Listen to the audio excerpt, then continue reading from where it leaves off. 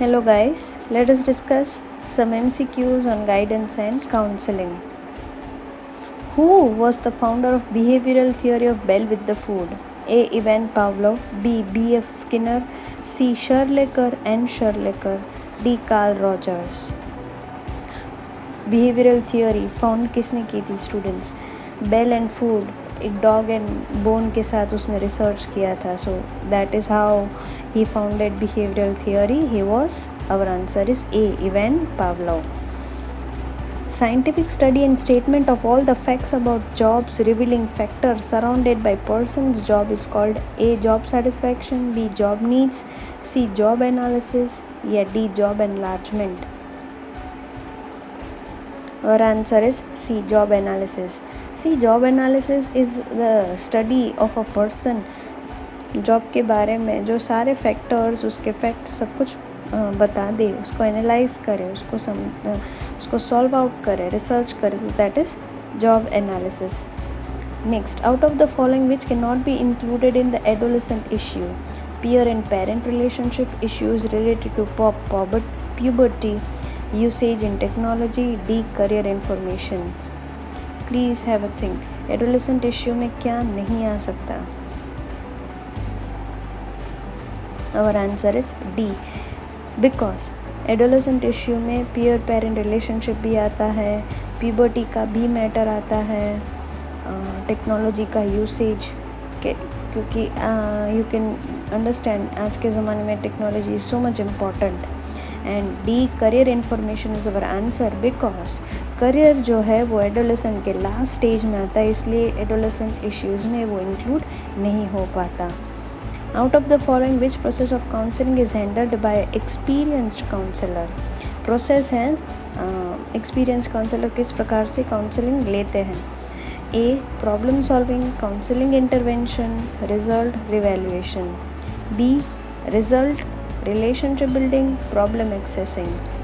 सी. Relationship building, finding problem, setting goal, counselling revaluation, result. D. Relationship building, goal setting, intervention, evaluation. क्या सकता है? Please सोचिए.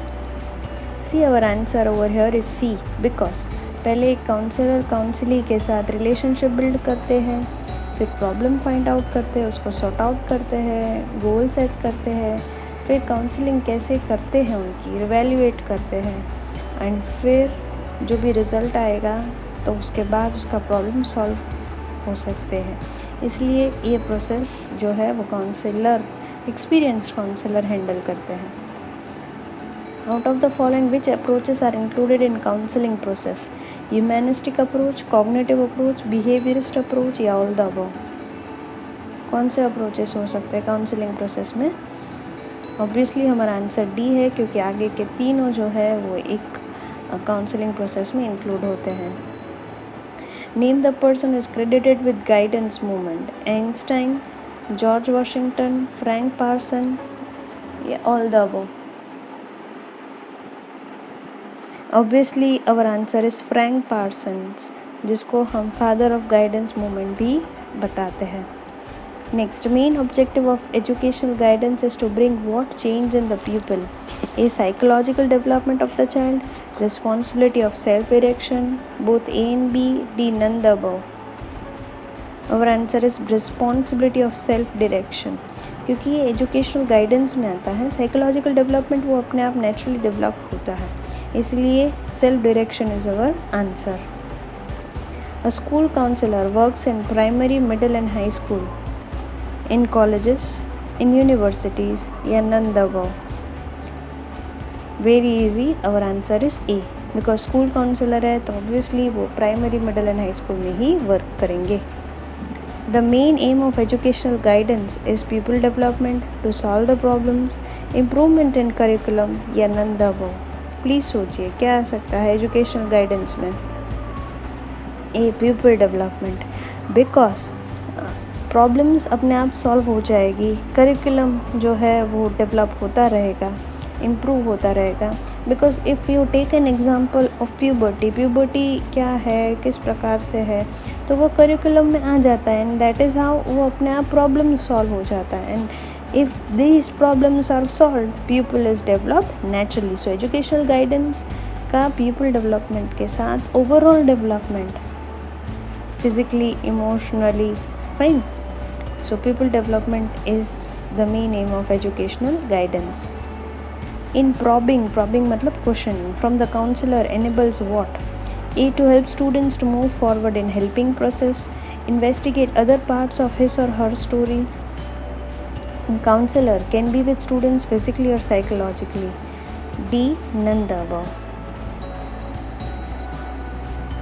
Our answer is A, to help students to move forward in helping process. Why? Because question करने के लिए you don't need to investigate करना मतलब छानबीन करना, राइट? तो that is not the correct answer. And यहाँ पर C जो है वो स्टूडेंट्स के साथ फिजिकली एंड साइकोलॉजिकली काउंसलर का रहना इज़ नियरली इम्पॉसिबल, इसीलिए एक हेल्पिंग प्रोसेस, एक हेल्पिंग हैंड बन जाता है काउंसलर का. यहाँ पर स्टूडेंट्स कोई भी हो सकते हैं. You can take an adult, you can take an child, you can take an elder, fine. तो that is the reason our answer is A, to help students to move forward in helping process. Thank you.